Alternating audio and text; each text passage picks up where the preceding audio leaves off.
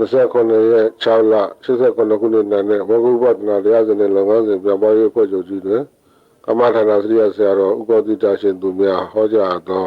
လုံပေးတရားတော်ခုလိုရှိပါတိလာဆောက်တည်ကြပြီးတော့တရားထိုင်ကြမယ်ဝိပဿနာအလုပ်အားထုတ်ကြတော့မယ်ဒီအလုပ်လုပ်တော့မယ်ဆိုလို့ရှိရင်ဘုရားရှင်ကိုတော်မြတ်ကြီးကနေရာဌာနကအစရွေးပြထားပါတယ်တတိပဋ္ဌာန်ပါဠိတော်ကြီးမှာဘယ်လိုလဲလို့ဆိုတော့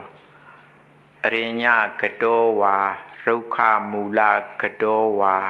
သုံးညာကာရကတောဝါအဓိပ္ပာယ်ကတော့ဖြင့်အရိညကတောလူသူမနီးတဲ့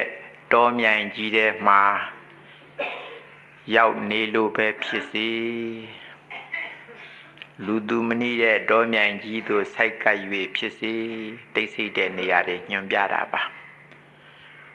ရုက္ခမူလကတောဝါတစ်တပင်ရင်ဝါတပင်အောက်သို့ရောက်၍ဆိုက်ကပ်၍ဖြစ်စေ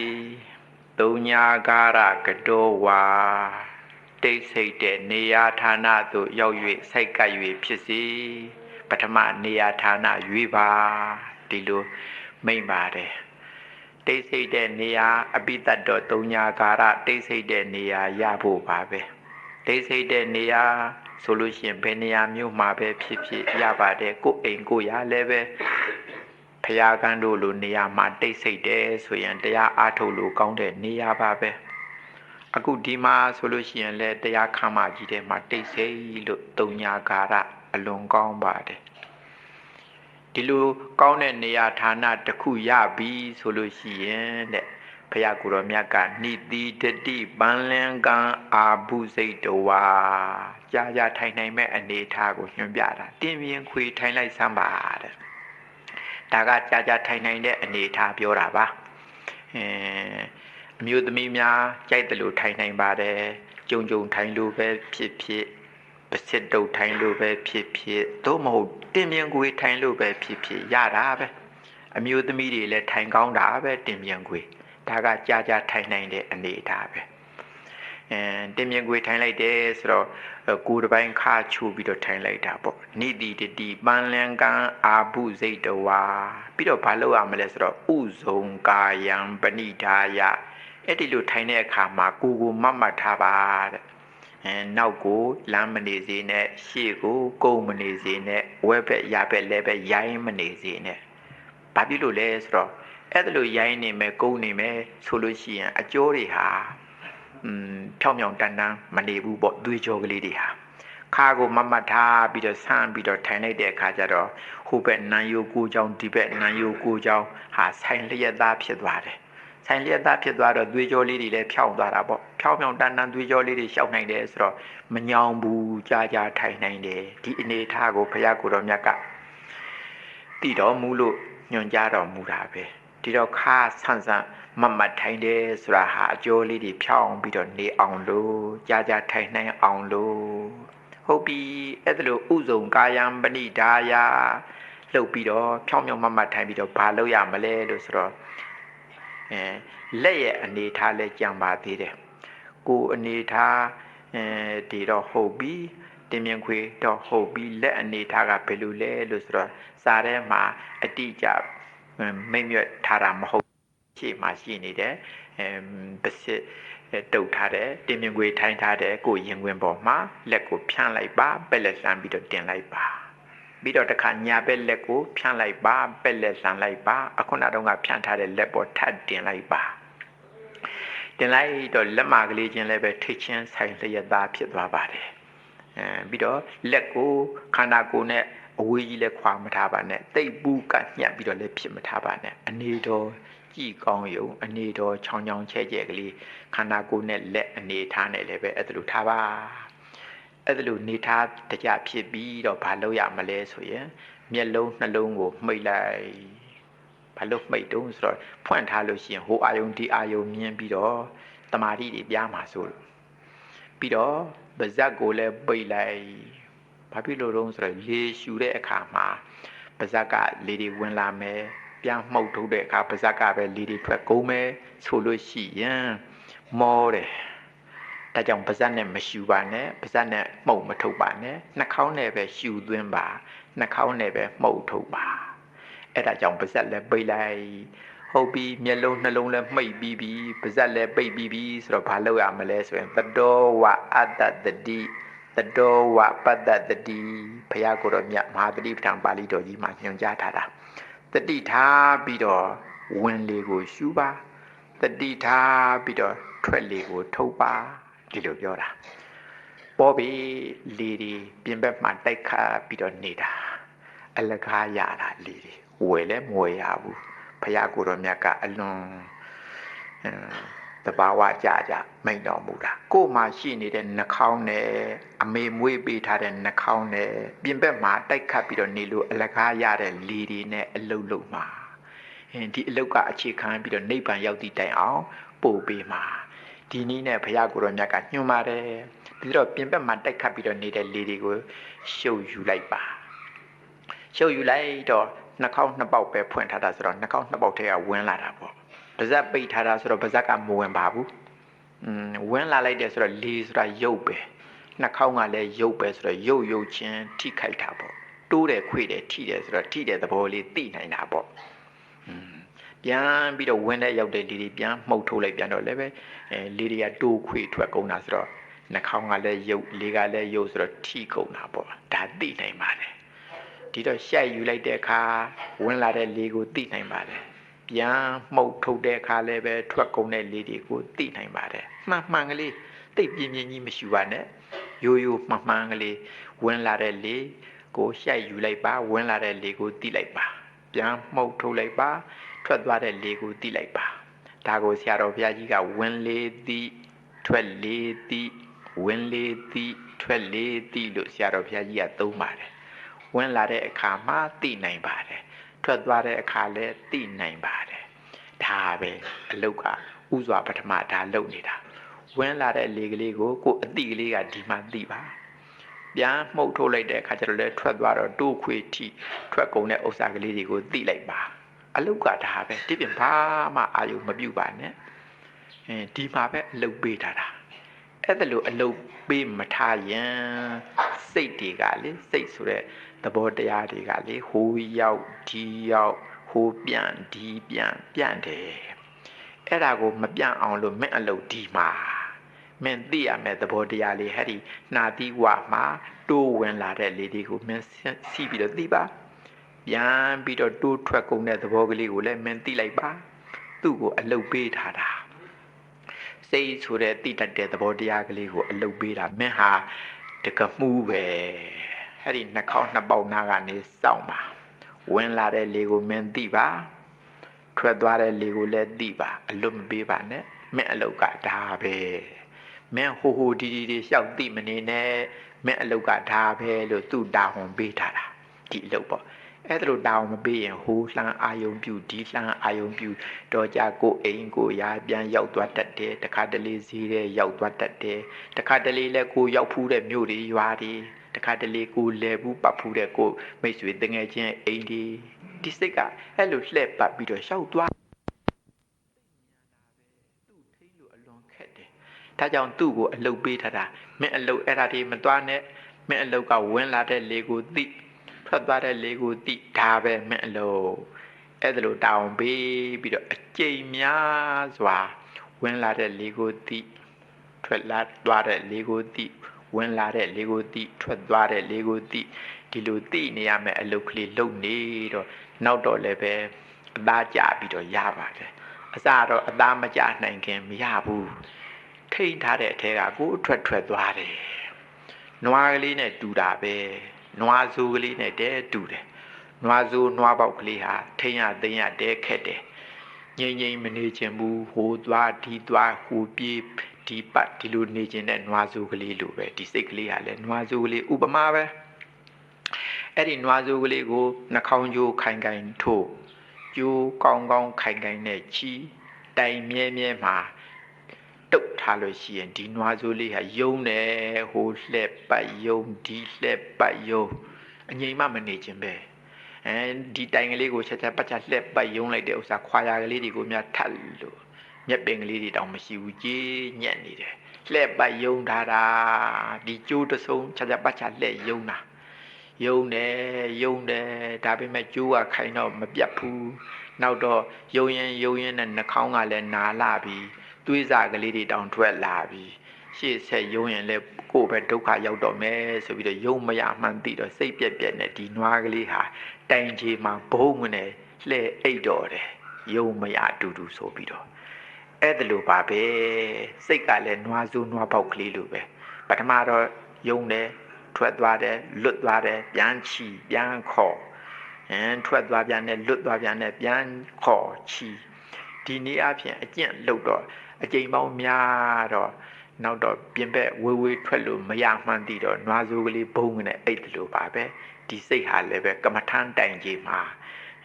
ရပ်တည်ပြီးတော့ဘုံနဲ့အိတ်တယ်လို့ဖြစ်ပါတော့တယ်ဒီလိုဥပမာပြထားပါတယ်ဒါကြောင့်နွားစိုးနွားပေါက်ကလေးနဲ့တူတဲ့ဒီစိတ်ကိုငြိမ်အောင်ထိန်းတဲ့အလုပ်ပဲစောပိုင်းမှာဝင်လေသည်ထွက်လေသည်ဝင်လေသည်ထွက်လေသည်ဆိုတဲ့အလုပ်ဟာတကယ်တော့စိတ်ငြိမ်အောင်တီအောင်လုပ်တဲ့သမထအလုပ်ပဲဝိပဿနာတောင်မဟုတ်သေးဘူးဝိပဿနာတန်းတက်ဖို့ကလည်းမလွယ်လို့ရှေ့ဘက်ကသမထခံရတာဒါကြောင့်ရှေ့ပိုင်းကသမထအဲ့ဒီနောက်မှာမှဝိပဿနာဆိုတာလာပါတော့မယ်အဲ့ဒါလို့နဲ့အလေးအကျင့်လုပ်လို့စိတ်ကိုငြိမ်သက်သွားပြီးစိတ်တည်ကြည်သွားပြီးဆိုလို့ရှိရင်တမာရီတည်တယ်လို့ခေါ်တာပေါ့ဒီအထိအောင်သမထပဲရှိပါသေးတယ်အဲ့ဒီလိုစိတ်တည်ပြီးဆိုလို့ရှိရင်ရက်လိုက်ပါတော့တဲ့ဆရာတော်ဘုရားကြီးကနိုင်ဝဲနိုင်3မှတ်လောက်ဆိုလို့ရှိရင်စိတ်တည်ငြိမ်တတ်ပါတယ်ဒီအချိန်မှာစိတ်တည်ပြီးတမာရီတည်ပြီးဆိုရင်ဝင်လေသည်ထွက်လေသည်အလုတ်ကိုဖြုတ်လိုက်ပါတော့တဲ့ဆရာတော်ဘုရားကြီးကဒီအလုတ်ကသမထအလုတ်ပဲရှိသေးတာဖြုတ်ပြီးဘာလုပ်ရမလဲတမာရီတည်တဲ့အချိန်မှာဉာဏ်တွေသိကောင်းလာပါတယ်ဉာဏ်အားတွေထက်လာပါတယ်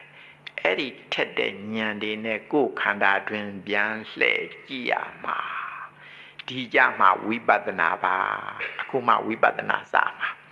စိတ်ငြိမ်လို့တမာရီတည်တော့မှဉာဏ်တွေပွင့်လာတယ်အဲ့ဒီပွင့်လာတဲ့ဉာဏ်တွေနဲ့ကိုယ်ခန္ဓာတွင်ပြန်လှည့်ကြည့်ရမှာကြည့်တဲ့အခါကျတော့ကိုယ်ခန္ဓာက5ပါးရှိတာယူပက်ခန္ဓာဝေဒနာခန္ဓာသင်ညက်ခန္ဓာသင်္ခါရခန္ဓာဝိညာဉ်ခန္ဓာခန္ဓာ5ပါးရှိတဲ့အ내ကြိတ်ရာတစ်ပါးပါးကိုရှုရမှာ5ပါးလုံးကြီးပြုံးရှုနေရမှာမဟုတ်ဘူး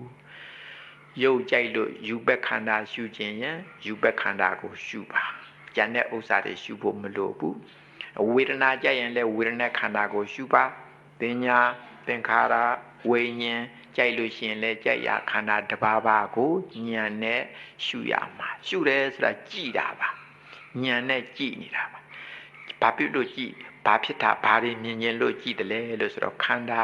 တဲကဖြစ်ပြနေတဲ့အဖြစ်အပျက်အမှန်ကိုမြင်ခြင်းလို့ကြည်နေတာအဲ့ဒါလို့ဉာဏ်နဲ့ကြည်တဲ့အခါကျတော့ရုပ်ကြည့်တဲ့သူကယူပက်ခန္ဓာကြီးကိုမြင်နေရမှာမဟုတ်ဘူးတကယ်ဉာဏ်နဲ့ကြည့်လို့တကယ်ဉာဏ်နဲ့မြင်ရမှာရုပ်ကြီးကိုမြင်နေရမှာမဟုတ်ဘူး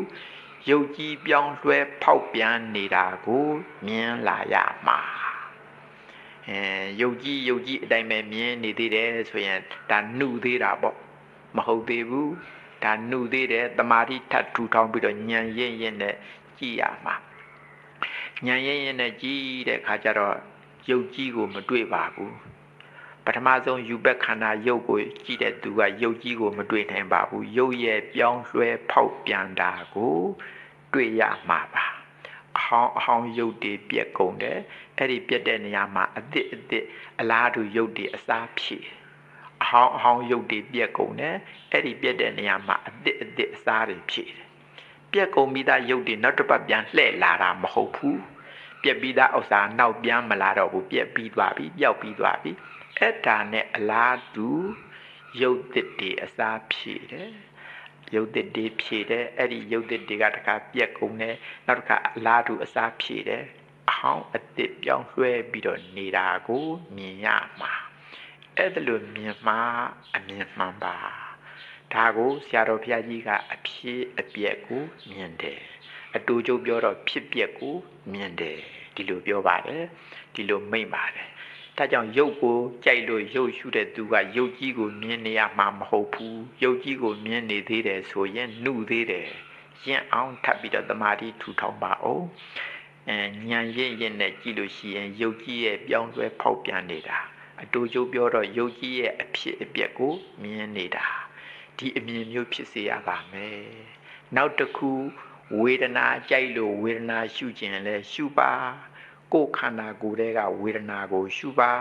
ရှုတဲ့အခါမှာဝေဒနာကိုမြင်နေရမှာမဟုတ်ဘူးဝေဒနာရဲ့ပြောင်းလဲဖောက်ပြန်တာကိုမြင်စေရမှာဝေဒနာကြီးဆိုတော့အများအားဖြင့်ကြာကြာထိုင်တော့ဒုက္ခဝေဒနာပဲအများအားဖြင့်ပေါ်တတ်ပါတယ်ဒုက္ခဝေဒနာပေါ်ဒုက္ခဝေဒနာပေါ်ဈာအလေလဥပိ္ပခဝေဒနာပေါ်ဝေဒနာကတစ်ခုမဟုတ်တစ်ခုရှိနေတာပဲအဲ့ဒီဝေဒနာတို့ရဲ့ပြောင်းလဲဖောက်ပြန်တာကိုမြင်စေရမှာဝေဒနာကြီးတဲ့မြင်နေတယ်ဒုက္ခဝေဒနာဆိုရင်မသက်သာဘူးအောင့်လိုက်တာနားလိုက်တာကျင်လိုက်တာကဲလိုက်ခဲလိုက်တာကြိုက်လိုက်တာဒါကိုသိနေုံနဲ့ဝေဒနာနုပဒနာရှုရမရောက်သေးဘူးဒါကတော့လွယ်ကလေးသိတဲ့အတိပဲအဲ့ဒီဝေဒနာတို့ရဲ့မတူပဲပြောင်းလဲဖောက်ပြန်နေတာကိုဉာဏ်နဲ့သိရမှာအဲ့ဒီလိုသိတဲ့အတိမျိုးကြမှာဝိပဿနာသိပါနာရာကျင်နာကြိုက်တာခဲတာတာမန်သိနေုံနဲ့ဝိပဿနာသိမဟုတ်သေးပါဘူးအဲ့ဒါကတော့ဖြင့်ဝေဒနာသဘောတရားနာမ်သဘောတရားပဲလို့ခွဲခြားပြီးတော့သိနိုင်တဲ့နာမပရိစေဒဉာဏ်အခြေခံပဲဖြစ်ပါဦးမယ်အဲ့ဒီလိုတည်းမကဘူးနာမ်သဘောတရားဝေဒနာရဲ့သဘောတရားရဲ့ပြောင်းလဲဖောက်ပြန်တာကိုပါဉာဏ်တဲ့မြင်ထင်လာမှအမြင်မှန်ပါအဲ့ဒီထိအောင်သွားရမှာအဲ့ဒီထိအောင်မသိသေးဘူးဆိုရင်တမာတိထူထောင်ပါတမာတိနှုတ်သေးလို့ပါအလားတူပဲသင်ညာသင်္ခါရတို့ကိုရှုရင်လည်းပဲသင်ညာသင်္ခါရတို့ကိုမြင်နေရမှာမဟုတ်ဘူးသူတို့ရဲ့ပြောင်းလဲဖောက်ပြန်တာကိုဉာဏ်နဲ့မြင်ရမှာအဲ့ဒါလို့မြင်မှအမြင်မှန်ပါနောက်တစ်ခုကဝိညာဏဆိုတဲ့ဝိညာဉ်နဲ့ခန္ဓာ၅ပါးထဲမှာနောက်ဆုံးဥစ္စာပေါ့ဝိညာဉ်နဲ့ခန္ဓာဆိုတာစိတ်အဲ့ဒီစိတ်ကိုကြည့်ခြင်းလည်းပဲစိတ်ကိုတွေ့နေရမှာမဟုတ်ဘူးစိတ်ရဲ့ပြောင်းလဲဖောက်ပြန်တာကိုတွေ့ရမှာစိတ်ကလေးတွေတစ်ခုနဲ့တစ်ခုမတူပဲပြောင်းလဲဖောက်ပြန်ပြီးတော့သွားတာဒီလိုလေးတွေပြောင်းလဲနေတာလေးတွေကိုဉာဏ်နဲ့သိနေရမှာဒီလိုသိမှဝိပဿနာသိပါရိုးသိနေုံနဲ့ဆိုရင်ဝိပဿနာသိမဟုတ်သေးပါဘူးဒါဟာနံသဘောတရားပဲလို့ခွဲခြားပြီးတော့သိတဲ့နာမပရိစေဒဉာဏ်မျှအခြေခံမျှပဲဖြစ်ပါဦးမယ်ဒါကြောင့်ဆရာတော်ဘုရားကြီးကဒီနေရာမှာတိတ်တိတိကျကျပြောပါတယ်ပြောင်းလဲဖောက်ပြန်တဲ့ဥစ္စာကိုသိရမှာပြောနေကြအတိုင်းဆိုလို့ရှိရင်ဖြစ်ပျက်ကိုမြင်ရမှာခန္ဓာ၅ပါးရှိတယ်ကြိုက်ရာတစ်ပါးရှုပါရုပ်ရှုတဲ့သူကရုပ်ကြီးကိုမြင်နေစေရမှာမဟုတ်ဘူးရုပ်ကြီးရဲ့ဖြစ်ပျက်ကိုမြင်စေရမှာဝေဒနာရှုတဲ့သူကဝေဒနာကိုမြင်နေစေရမှာမဟုတ်ဘူးဝေဒနာရဲ့အဖြစ်အပျက်ကိုမြင်စေရမှာတင်ညာသင်္ခါရရှုတဲ့သူကလည်းတင်ညာသင်္ခါရကိုမြင်နေရမှာမဟုတ်ဘူးသူတို့ရဲ့အဖြစ်အပျက်ကိုမြင်စေရမှာဝိညာဏဆိုတဲ့ဝိညာဉ်နဲ့ခန္ဓာရှုတဲ့သူကလည်းဝိညာဏဆိုတဲ့စိတ်ကိုမြင်နေရမှာမဟုတ်ဘူးစိတ်ရဲ့အဖြစ်အပျက်အပြောင်းအလဲကိုမြင်စေရမှာအဲ့ဒါလိုမြင်လာတဲ့အဆင့်ရောက်မှဝိပဿနာပါတဲ့အဲ့လိုဝိပဿနာပြောင်းလဲဖောက်ပြန်တာလေးတွေကိုမြင်လာပြီဆိုရင်တော့ဝင်တာပါတော့လက်ခမောင်းခတ်ပါတော့ကြိုက်ရတစ်ပါးရှုပါခန္ဓာ၅ပါးရှိတာပဲကိုယ်စရိုက်နဲ့လိုက်တဲ့ခန္ဓာကိုရှုပါရှုလို့သူတို့ရဲ့အဖြစ်အပျက်ကလေးတွေများမြင်လာပြီဆိုရင်တော့အိုးတိတ်ဝင်တာစရာကောင်းတယ်ဘုရားကိုယ်တော်မြတ်ကတိတ်တန်ဖိုးထားပြီးတော့မိန့်တော်မူတာဘယ်လိုများလဲဆိုရင်ယောဇဝတ္တတတံဇီဝေအပတ္တံဥဒယပယံဧကာဟံဇီဝိတံတေယောပတ္တတောဥဒယပယံလို့မိန့်တယ်အတိပ္ပယ်ကတော့ဖြင့်အဖြစ်အပျက်ကိုမမြင်ဘဲနဲ့အနှစ်တရာပတ်လုံးအသက်ရှင်နေတာတဲ့ ဖြစ်ပျက်ကလေးမြင်ပြီးတရက်အသက်ရှင်ရတာကပိုးပြီးတော့မြတ်တယ်လို့ဒီလောက်ထိအောင်ဖြစ်ပျက်ကိုတန်ဖိုးထားပြီးတော့ဟောကြားတာဘာလို့လဲဆိုတော့ဒီဖြစ်ပျက်ကနိဗ္ဗာန်ကိုပို့မှာနိဗ္ဗာန်ကိုသွားဖို့ရာလမ်းခရီးအစကိုတွေ့တာပဲကိုသွားရမယ်လမ်းဆုံးရဲ့အစကိုတွေ့တာဒီလမ်းစာကလေးရပြီဆိုရင်ဒီလမ်းစာကလေးတိုင်လိုက်ယုံပဲဒါကြောင့်တန်ဖိုးထားပြီးတော့ဘုရားမိန့်တော်မူတာပဲဒီတော့လူရန်အနေနဲ့ဘုန်းကြီးတို့တရားဓမ္မတို့ဖြစ်ပြက်မြင်ဖို့ပဲခုအပြည့်အစုံနေရာဌာနတွေလည်းပြည့်စုံပြီးသီလတွေလည်းစောင့်တည်ပြီးငြိမ်သက်တဲ့နေရာလည်းရနေပြီးအခုသမာဓိလည်းထူထောင်ပြီးရှေ့မှာဝိပဿနာဆက်ဖို့ပဲသမာဓိထူထောင်လို့ငြိမ်သက်ပြီဆိုရင်နောက်ပိုင်းအနေနဲ့ဝိပဿနာရှေ့ပိုင်းကသမထနောက်ပိုင်းကဝိပဿနာပါအဲ့ဒီဝိပဿနာအဆင့်အခုလုံနေပြီကြက်ရာရှုပါကိုယ်စရိုက်နဲ့လိုက်တဲ့ဥစ္စာကိုရှုပါခန္ဓာ၅ပါးတည်းကကြက်ရာတစ်ပါးပါးကိုရှုပါရှုတဲ့အခါမှာခန္ဓာတို့ရဲ့ဖြစ်ပျက်ကိုရှုတဲ့ခန္ဓာရဲ့ဖြစ်ပျက်ကိုမြင်စေရမှာယုံရှုရှုဝေဒနာရှုရှုစိတ်ရှုရှုကြက်ရာရှုပါရှုတဲ့အခါသူတို့ရဲ့အဖြစ်အပျက်ရုပ်ရဲ့အဖြစ်အပျက်ဝေဒနာရဲ့အဖြစ်အပျက်စိတ်ရဲ့အဖြစ်အပျက်ဒါကိုမြင်စေရမှာဒါလေးမြင်လာပြီဆိုရင်တော့ဝမ်းမြောက်ပါတော့မမြင်သေးဘူးဆိုရင်မြင်သည့်တိုင်အောင်ကြိုးစားရမှာအာလုံးရနိုင်တယ်ဘုန်းကြီးတို့တရားဓမ္မတွေပါရမီရှိလို့ဒီလိုနေရာတွေရောက်လာကြတာပါရမီရှိတဲ့သူတွေကြီးပဲဇွဲနဲ့ကြိုးစားစမ်းမှာမလျှော့နဲ့ပျော့ဆိုရင်တော့ဘယ်ရနိုင်လိမ့်မလဲဘုရားကလည်းပြောတယ်နာယိတံတိတိလမာရပ္ပနာယိတံအပိနာထာမတာနိဗ္ဗာနံအဓိကန္တပံတပ္ပဒုက္ခပမောစနံနာယိတံတိတိလမာရပ္ပနိဗ္ဗာန်ဆိုတဲ့တန်ဖိုးကြီးတဲ့ချမ်းသာမြတ်ကိုရဖို့ပျော့နဲနဲလေးအားထုတ်နေုံနဲ့ဘယ်ရမလဲနာယိတံအပိနာထာမတာအင်းပြောအားပြောလေးနဲ့မလူလဲကြိုးစားနေုံနဲ့လေဘယ်ရတိုင်လိမ့်မလဲတဲ့ဇွဲနဲ့ကြိုးစားမှအာတန်တန်နဲ့ကြိုးစားမှရနိုင်တယ်လို့မိန့်ပါတယ်အဲ့ဒါလို့မိန့်တဲ့အတိုင်းခုယောဂီတို့လည်းပဲခုဒီနေရာဒီဌာနမှာတကယ်တန်ဖိုးကြီးတဲ့ဘုရားကိုယ်တော်မြတ်တန်ဖိုးထားတဲ့နိဗ္ဗာန်ဓာတ်ကိုအခုရဖို့ကြိုးစားနေကြပြီရသည့်တိုင်အောင်ကြိုးစားကြရမှာအခုဘုရားကိုယ်တော်မြတ်ညွှန်ကြားတဲ့နီလန်ကိုယေရှုတော်ရှင်အကမဟာပန္တိတာမိုးကုတ်ဆရာတော်ဘုရားကြီးကတရားဓမ္မများနားလည်လွယ်အောင်အရက်သုံးစကားဖြင့်ပြန်ပြီးတော့ဘာသာပြန်ပြီးတော့ဟောနေတဲ့နီအဲ့ဒီနီတိုင်အခုအလုံးလုံးနေကြပြီမိမိတို့ကိုယ်စီကိုယ်ငါတရားဓုရချရမယ်ဆိုတာယုံကြည်ပါရနိုင်အောင်လဲယူစားကြပါယူစား၍လဲကိုယ်စီကိုယ်ငါရနိုင်ပါစေလို့ဘုန်းကြီးအနေနဲ့ဆန္ဒပြုပါတယ်ရအောင်လဲကြိုးစားကြပါရနိုင်သည့်ထိအောင်ဆက်လက်ပြီးတော့ထက်မြက်နဲ့ကြိုးစားကြပါ28ရက်6လ89ခုနှစ်နဲ့မဘုဝဒနာတရားစဉ်နဲ့လုပ်ငန်းစဉ်ပြန်ပွားရေးဖွဲ့ချုပ်ကြီးတွင်ကမ္မထနာစရိယဆရာတော်ဥပတိတာရှင်သူများဟောကြားသော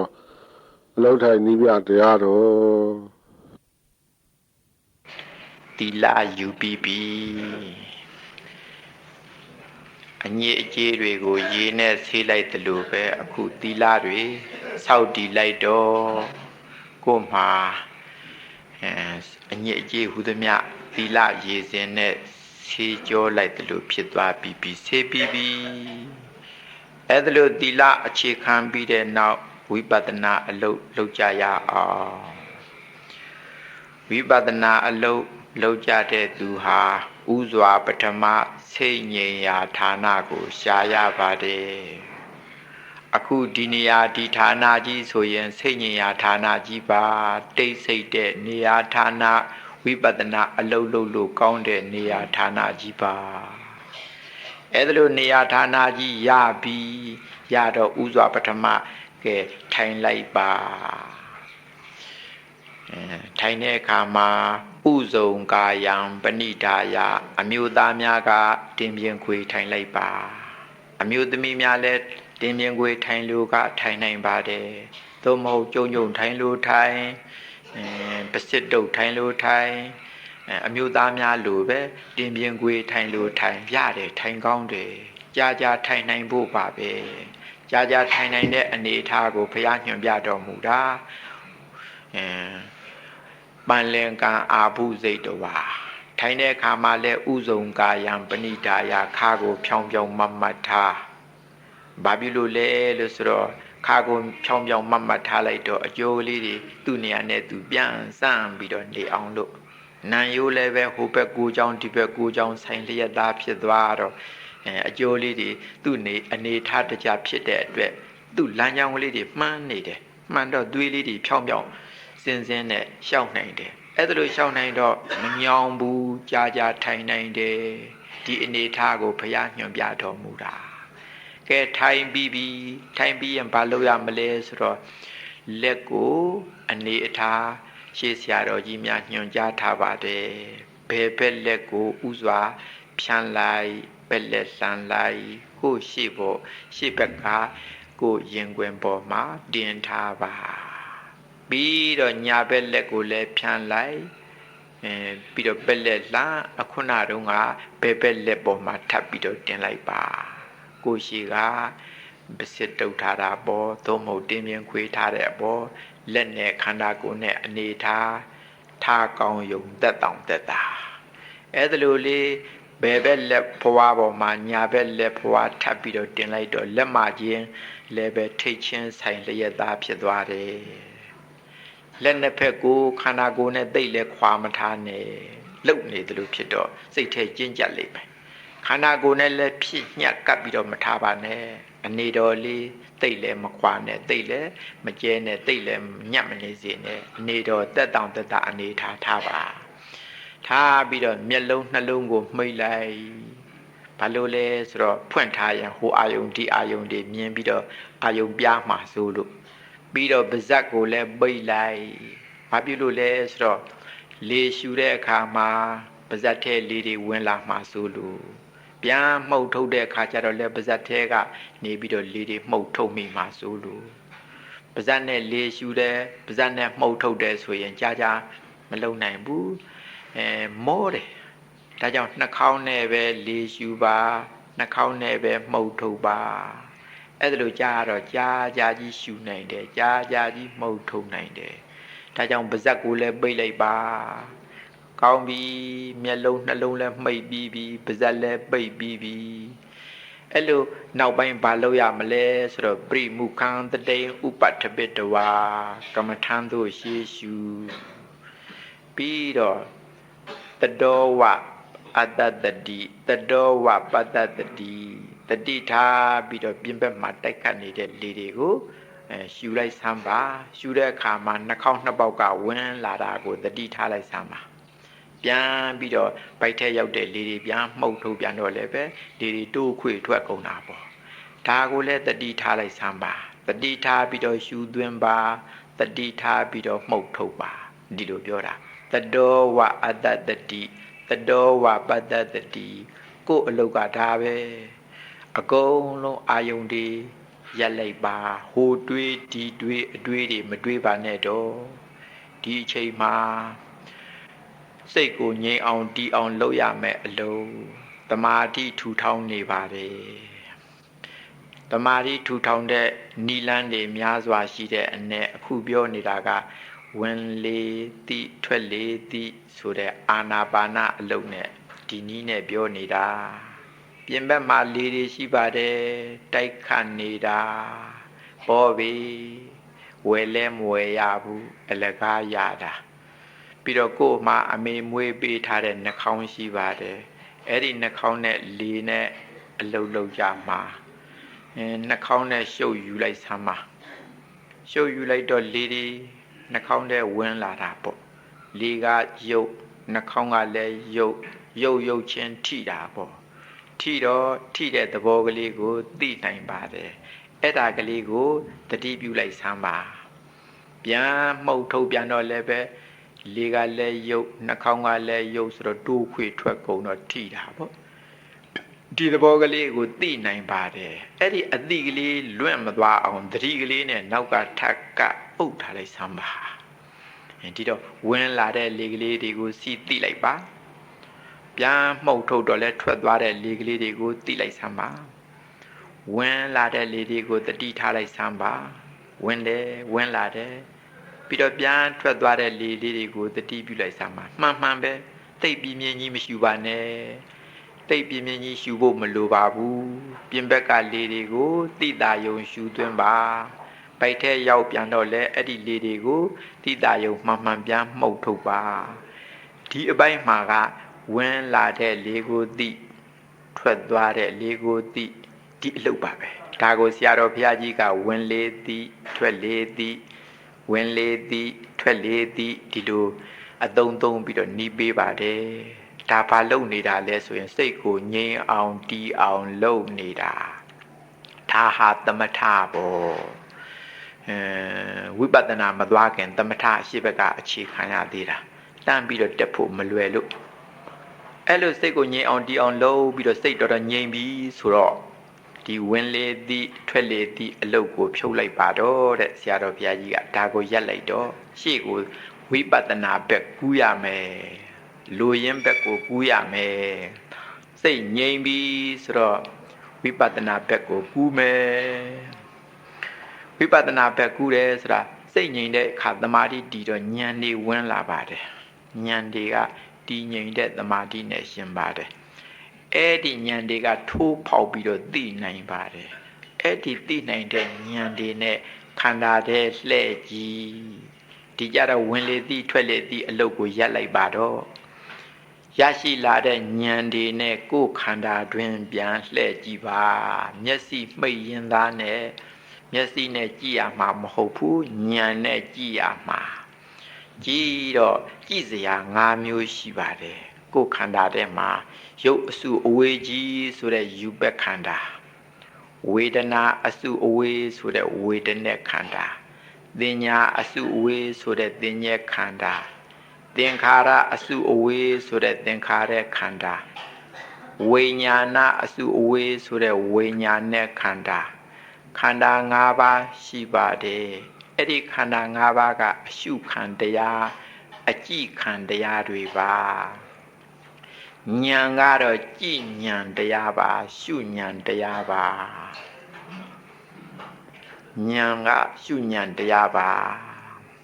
အဲ့ဒီဉာဏ်နဲ့အရှုခံတရားတွေကိုရှုမယ်ဉာဏ်နဲ့ရှုမယ်ဉာဏ်နဲ့ကြည့်မယ်ကြည့်တဲ့အခါကျတော့ရုပ်ကိုကြိုက်လို့ရုပ်ကြည့်ခြင်းရင်ကြည့်ပါရုပ်ရှုခြင်းရင်ရှုပါဝေဒနာကြိုက်လို့ဝေဒနာရှုခြင်းရင်လည်းရှုပါကြိုက်ရပဲပညာရှုခြင်းရှုသင်္ခါရရှုခြင်းရှုဝိညာဏဆိုတဲ့စိတ်ကိုရှုခြင်းရှုရတယ်အဲ့ဒီခန္ဓာ၅ပါးကိုတတိပဋ္ဌာန်၄ပါးနဲ့ပုံမဲ့ဆိုရင်ပထမဆုံးယူပခန္ဓာကကာယာနုပတ္တနာဒုတိယဝေဒနာခန္ဓာကဝေဒနာနုပတ္တနာတတိယနဲ့စတုထဖြစ်တဲ့သင်ညာသင်္ခါရကတော့ဓမ္မာနုပတ္တနာပင်စမဖြစ်တဲ့ဝိညာဉ်နဲ့ခန္ဓာကြတော့စိတ်တာနုပတ္တနာလို့အနုပတ္တနာနဲ့ပုံမဲ့ဆိုရင်၄ပုံပါကာယာနုပတ္တနာဝေဒနာနုပတ္တနာဓမ္မာနုပတ္တနာစိတ်တာနုပတ္တနာလို့အနုပတ္တနာအနေနဲ့ခွဲရင်တော့၄ပါးအဲ့ဒီထဲမှာမြင်လွယ်ထင်လွယ်အောင်လို့ဉာဏ်ထိုင်းတဲ့သူဆိုလို့ရှိရင်တော့ကာယာနုပတ္တနာရှုကာယနပတ္တနာနဲ့လိုက်ဖက်ပါတယ်ထင်လွယ်မြင်လွယ်အောင်ဉာဏ်ထိုင်းတယ်ဆိုရင်ရုပ်ရဲ့အဖြစ်အပျက်ကိုဉာဏ်နဲ့ကြည့်နိုင်ပါတယ်လိုချင်ရခြင်းများတယ်လောဘများတယ်ဆိုတဲ့သူမျိုးကြတော့ဝေဒနာနုပတ္တနာနဲ့ လိုက်ဖက်ပါတယ်ရှုကြည့်ပါဉာဏ်တွေထက်တဲ့သူဆိုရင်တော့ဓမ္မာနုပတနာပညာသင်္ခါရနှစ်ခုပေါင်းထားတဲ့ဓမ္မာနုပတနာနဲ့လိုက်ဖက်တဲ့ဒိဋ္ဌိများတယ်အစွဲတွေများတယ်ဆိုတဲ့ပုဂ္ဂိုလ်မျိုးကြတော့စိတ်တာနုပတနာနဲ့လိုက်ဖက်ပါတယ်စမ်းကြည့်ပါစမ်းကြည့်လို့ဒီလေးမျိုးတည်းကမြန်ပေါ်လွယ်တဲ့ဥစ္စာဟာကိုယ်နဲ့လိုက်ဖက်တဲ့အနုပတနာပဲဒါကိုရွေးရဆဲရမယ်ရွေးပါရွေးကြည့်ပါပထမဆုံးကာယ ानु ပတနာဆိုတဲ့နီးနဲ့ပဲရှုတယ်ဆိုပါတော့ရုပ်ရှုတယ်ရုပ်ရှုတဲ့အခါရုပ်ကြီးကိုမြင်နေရမှာမဟုတ်ပါဘူးယူဘက်ခန္ဓာကြီးကိုတွေ့နေရမှာမဟုတ်ဘူးရုပ်ကြီးကိုတွေ့နေုံနဲ့ကတော့ဖြင့်ဒါရုပ်တရားပဲလို့ခွဲခြားပြီးတော့သိတဲ့ဉာဏ်ယူပါပရိစေတဉာဏ်ဒီအခြေခံပဲရှိပါအောင်မယ်ဝိပဿနာအမြင်မဟုတ်သေးပါဘူးအဲ့ဒီရုပ်ကြီးကိုဉာဏ်နဲ့ကြည့်လို့ရုပ်ကြီးဟာရုပ်ကြီးအတိုင်းမမြင်ဘဲနဲ့ရုပ်ကြီးဟာပြောင်းလဲဖောက်ပြန်နေတာပဲအဟောင်းတွေပြက်ပြီးတော့အသစ်အစားဖြည့်နေတာပဲအဟောင်းတွေပြက်ပြီးတော့အသစ်အစားဖြည့်နေတာပဲလို့ဉာဏ်ထဲမှာသိလာမှမြင်လာမှရုပ်ကြီးရဲ့ပြောင်းလဲဖောက်ပြန်တာကိုမြင်လာမှအဲ့ဒီအမြင်မှဝိပဿနာအမြင်ပါအဲ့ဒီအဆင့်ထိအောင်သွားရမှာရုပ်ကြီးကိုမြင်နေုံနဲ့မပြီးသေးပါဘူးရုပ်ကြီးရဲ့ပြောင်းလဲဖောက်ပြန်တာကိုမြင်တဲ့အဆင့်ရောက်မှဝိပဿနာအမြင်ပါနောက်တစ်ခုဝေဒနာနုပတနာရှုတဲ့သူကလည်းပဲဝေဒနာကြီးကိုမြင်နေရမှာမဟုတ်ပါဘူးအာလုံးယောဂီတို့ဟာကြာထိုင်လိုက်တယ်ဆိုရင်ညောင်းတယ်ညာတယ်ကြိုက်တယ်ခဲတယ်ဆိုတာလူတိုင်းဖြစ်ကြတာပဲအဲ့ဒါဟာဝေဒနာတွေပေါ့မသက်သာတဲ့ဝေဒနာတွေဒုက္ခဝေဒနာတွေဒုက္ခဝေဒနာတွေကိုအဆိုင်အခဲအနေနဲ့တန်တတိဒရကြီးအနေနဲ့မြင်နေုံနဲ့ကတော့ဝိပဿနာအမြင်မဟုတ်သေးပါဘူးဒါဟာဝေဒနာသဘောတရားတွေနာမ်သဘောတရားတွေပဲလို့ခွဲခြားသိတဲ့နာမပရိစေတဉာဏ်အခြေခံမျှပဲဖြစ်သေးတယ်ဒီတော့ဝေဒနာကြည့်တဲ့သူကဝေဒနာတွေ့နေရမှာမဟုတ်ဘူးအဲ့ဒီဝေဒနာတို့ရဲ့ပြောင်းလဲဖောက်ပြန်တာကိုတွေ့နေရမှာဉာဏ်တဲ့တွေ့ရမှာဝေဒနာတွေဟာအစတော့ဖြင့်အဆိုင်ခဲကြီးထင်ရတာပဲဒီပေါင်ထဲမှာတက်ကြီးရှိုးထားသလိုခါးထဲမှာမီးစာကြီးထိုးထားသလိုဒီလိုပြောလေပြောတာရှိကြပါတယ်တချို့မနေနိုင်မထိုင်နိုင်အောင်အော်ဟစ်နေရတယ်ဒါကအဆိုင်အခဲတန်တတိတရပဲဒီလိုသိုံနဲ့ဝိပဿနာသိမဟုတ်သေးပါဘူးမခံနိုင်လောက်အောင်ဖြစ်လာလို့ရှိရင်ရှုရင်နဲ့ဝေဒနာရှုရင်နဲ့အလွန်ကိုပဲမခံနိုင်လောက်အောင်ဖြစ်လာလို့ရှိရင်တော့အဲ့ဒီဝေဒနာကိုခွာထားပြီးတော့ရှုနိုင်ပါတယ်ခွာထားဆိုတာကသူ့ကိုအာယုံမပြုတ်ပဲထားတာကိုခွာတယ်လို့ပြောတာပါအလွန်နာတဲ့ကျင်နဲ့ကြိုက်တယ်ခဲတယ်ဆိုတဲ့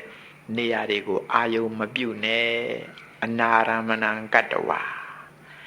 ခွာထားတယ်ဆိုတဲ့ဥစ္စာဟာအာယုံမပြုတ်ပဲထားတာဒီနေရာမှာတွေ့တတ်ပါတယ်ယောဂီတိုင်းတွေ့တတ်ကြုံတတ်တယ်တချို့ဒီဝေဒနာကြီးကိုတချို့လည်းထောင်းတိုက်တယ်မတိုက်ပါနဲ့လေ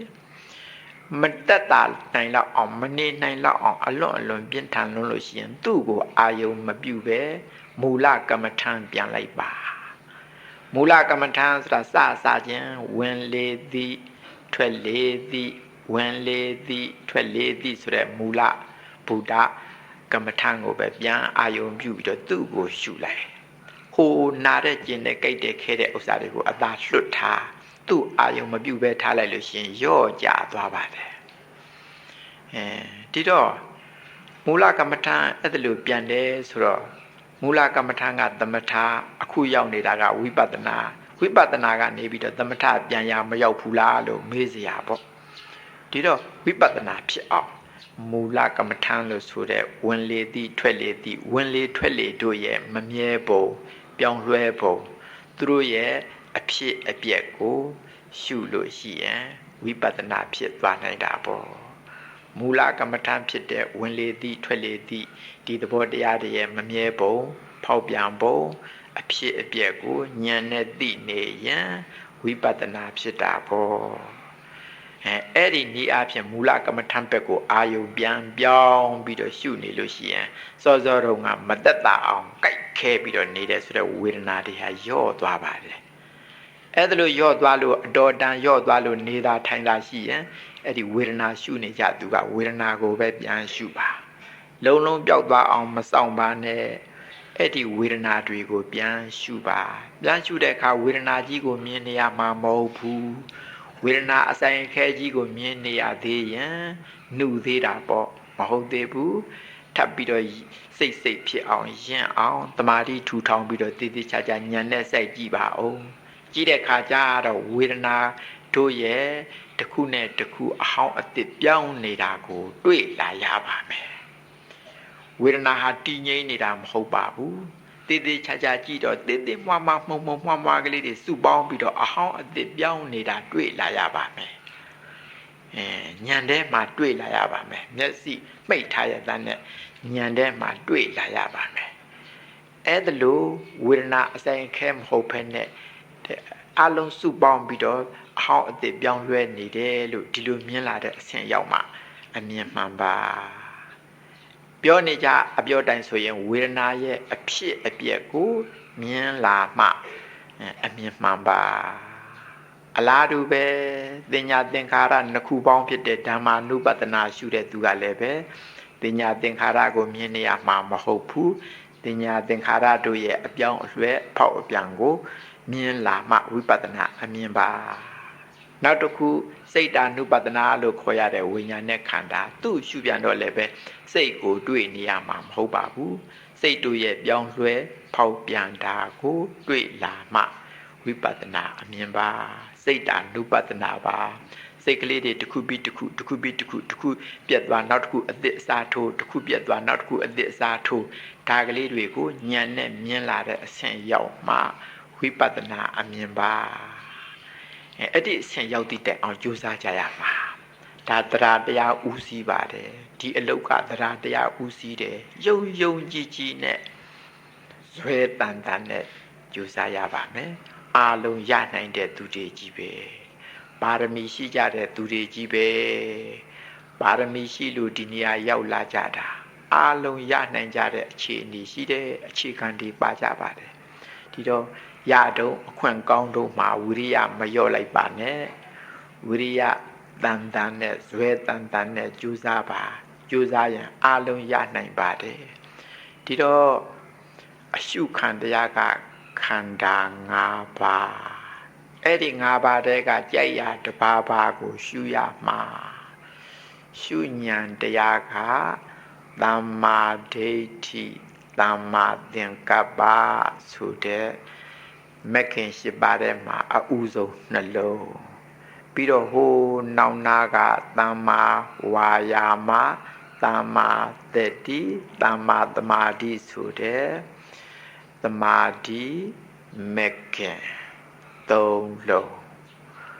ရှေ့ဆုံးကနှလုံးနောက်ဆုံးကသုံးလုံးပေါင်း၅လုံးအဲ့ဒီ၅လုံးကရှုဉဏ်တရားပဲအလေကောင်ကသမ္မာဝါစာသမ္မာကမ္မန္တသမ္မာအာဇီဝဆိုတဲ့သီလမက္ခင်၃ပါးကအသာထားပါအောင်ရှေ့ဆုံးနှလုံးရဲ့နောက်ဆုံး၃လုံးရဲ့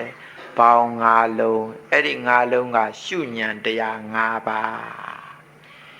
ရှုနေတိုင်းဒီ၅ပါးပါတယ်အရှုခံတဲ့ကတော့ဖြင့်ခန္ဓာ၅ပါးတည်းကကြိုက်ရာတစ်ပါးပါ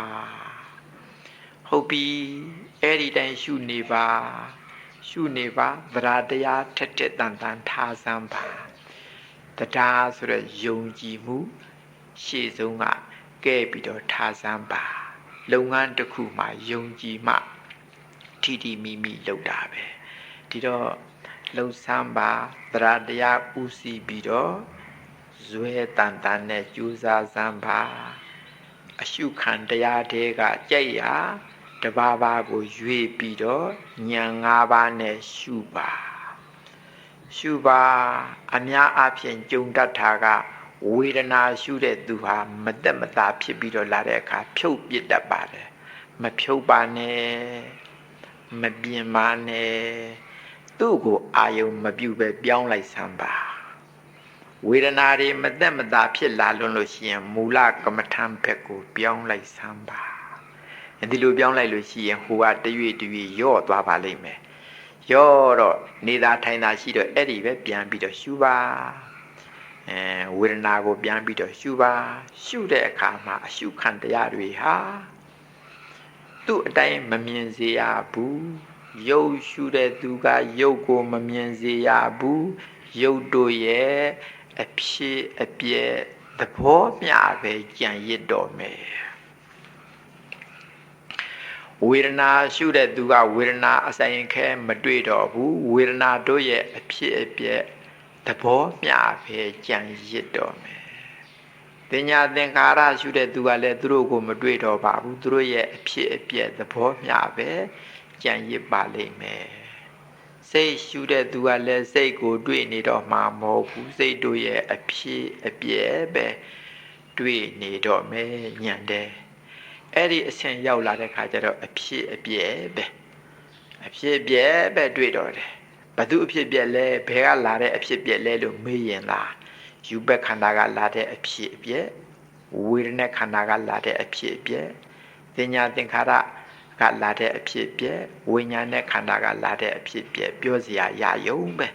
ဒီအဆင့်ရောက်လာတော့အဖြစ်အပျက်ပဲတွေ့နေရမယ်ဒီတော့ခန္ဓာဖွဲ့ရတဲ့အဆင့်ကိုကျော်သွားပြီခန္ဓာဖွဲ့ရတဲ့အဆင့်မှလွန်သွားပြီအဖြစ်အပျက်ပဲတွေ့နေတော့တဲ့ဉာဏ်ထဲမှာအဲ့ဒီအဆင့်ရောက်လာပြီဆိုရင်ဝင်သာပါတော့အဖြစ်အပျက်ကိုတွေ့လာပြီဒီအဆင့်ရောက်လာလို့ရှိရင်ပဲဇူလသောတာပန်လို့ဒီလိုမိန့်ပါတယ်ဘုရားကိုယ်တော်မြတ်ကလည်းသိပြီးတော့ချီးမြှောက်ပြီးတော့ဟောပါတယ်အဖြစ်အပျက်ကိုများမြင်လာပြီဆိုလို့ရှိရင်အဖြစ်အပျက်ကိုမမြင်ဘဲနဲ့အနှစ်တရာပတ်လုံးအသက်ရှင်နေတာတဲ့အဖြစ်အပျက်ကလေးကိုမြင်ပြီးတရက်အသက်ရှင်ရတာကပိုးပြီးတော့မြတ်တယ်လို့ဒီလိုသဘောနဲ့ယောစဝတ္တတတံဇီဝေအပတ္တံဥဒယဗယံဧကာဟံဇီဝိတံတေယောပတ္တတောဥဒယဗယံလို့ဒီလိုမိန့်ပါတယ်ဒီဖျားစကားတော်နဲ့တသားတည်းဖြစ်အောင်ဆိုလို့ရှိရင်မှတ်လို့လွယ်အောင်ဆိုလို့ရှိရင်အဖြစ်အပျက်မပါဘဲနဲ့အနှစ်တရာပတ်လုံးအသက်ရှင်နေတာတဲ့အဖြစ်အပျက်ကလေးမြင်ပြီးတော့တရက်အသက်ရှင်ရတာကပိုးမြတ်တယ်ဆိုတဲ့အဓိပ္ပာယ်ကိုဖြစ်ပျက်မပါသက်တရာနေတာအလကားဖြစ်ပျက်ကိုမြင်တနေ့ပင်လွန်လှန်ထို့တဲ့အကျိုးများလို့မှတ်သားလို့လွယ်ကူအောင်ဒီလိုလေးမှတ်ပြီးတော့ဇွဲတန်တန်နဲ့ကြိုးစားကြစမ်းပါပထမတော့ဖြင့်အဖြစ်အပျက်မြင်အောင်ကြိုးစားကြစမ်းပါနောက်တော့အဖြစ်အပျက်ကိုမြင်လာတော့ဒီအဖြစ်အပျက်တွေကိုပဲဆက်ရှုရမှာပါရှုရင်နဲ့ခုအဖြစ်အပျက်တွေကိုမြင်နေတယ်အဖြစ်အပျက်ကိုမြင်နေတာဟာဉာဏ်၅လုံးနဲ့မြင်နေတာပါဉာဏ်၅လုံးနဲ့အဖြစ်အပျက်တွေကိုမြင်နေတာပါဒီအဆင့်ရောက်ရင်ပဲသိတန်ဖိုးကြီးလာပါပြီဒါကိုဆက်ပြီးတော့ကြိုးစားတော့နောက်ဆုံးမှကြတော့အဖြစ်အပျက်တောင်မမြင်ရတော့ဘူးအဖြစ်အပျက်မရှိတာကိုမြင်နေပြီအဖြစ်အပျက်မရှိတဲ့နယ်တနယ်အဖြစ်အပျက်မရှိတဲ့ဓာတ်တစ်မျိုးလည်းရှိသေးတယ်အဲ့ဒါကိုဘာတောင်မြင်လာရပြီအဲ့ဒါကိုအဖြစ်အပျက်ဆုံးသွားတယ်လို့ဒီလိုဆရာတော်ဘုရားကြီးကသုံးပါတယ်ပထမဆိုရင်အဖြစ်အပျက်မြင်နောက်တော့ဒီအဖြစ်အပျက်တွေမလိုချင်တဲ့ညာမုန်းလာပါလိမ့်မယ်နောက်ဆုံးကြတော့ဒီအဖြစ်အပျက်တွေဆုံးသွားပါလိမ့်မယ်လို့ဆရာတော်ဘုရားကြီးကဒီလိုညွှန်ကြားပါတယ်ဆုံးသွားတယ်ဆိုတာအဖြစ်အပျက်မရှိတဲ့နယ်တနယ်ကိုညံနဲ့မြင်နေရတာအဲ့ဒါဟာဘာလဲဆိုရင်နိဗ္ဗာန်ဓာတ်ပဲအဲ့ဒီလိုမြင်သည့်တိုင်အောင်ကြိုးစားရမှာဖြစ်ပါတယ်ဒါကြောင့်ဖြစ်ပျက်တွေပထမမြင်နောက်တော့ဖြစ်ပျက်တွေမုန်းနောက်ဆုံးကြတော့ဖြစ်ပျက်တွေဆုံးသည့်တိုင်အောင်အလုံးကြိုးစားကြရမှာဒီမှာမှပထမဥစွာကိုလိုချင်တဲ့တရားတူအစ အောင်မြင်မှုရမှာဒါကြောင့်ဖြစ်ပျက်တွေမြင်ဖြစ်ပျက်တွေမုံဖြစ်ပျက်တွေဆုံးသည့်တိုင်အောင်ရွယ်တန်တန်နဲ့အားလုံးကိုစီကိုငါဆက်လက်ကြိုးစားကြပါ